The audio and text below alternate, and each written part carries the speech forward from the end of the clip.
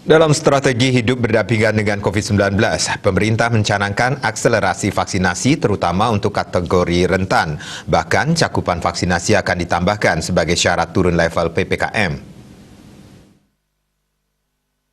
Menteri Koordinator Bidang Kemaritiman dan Investasi Luhut Binsar Panjaitan mengatakan, dimasukkannya indikator cakupan vaksinasi dalam evaluasi PPKM ini sebagai salah satu proses transisi untuk hidup bersama COVID-19, terutama untuk penundaan level PPKM dari level 3 ke level 2 dan level 2 ke level 1 di Jawa Bali.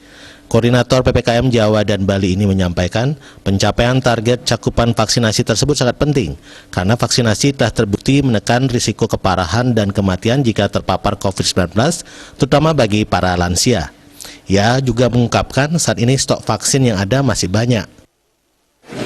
Pencapaian target cakupan vaksinasi yang disebutkan di atas sangat penting, mengingat sudah terbukti melindungi kita dari sakit parah yang membutuhkan perawatan rumah sakit atau kematian, terutama para lansia.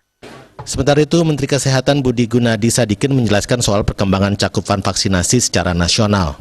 Dari 169 juta dosis yang sudah di Kemenkes diterima, 157 juta dosis sudah dikirim dan diterima di daerah, 9 juta dosis sedang dalam perjalanan, dan kita di nasional menyimpan stok 3 juta dosis untuk cadangan. Dari total 157 juta dosis yang dikirim ke daerah, sebanyak 116 juta dosis sudah disuntikan.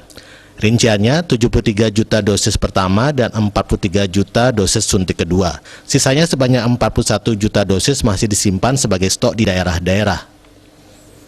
Diah Dewi Bali Pos melaporkan.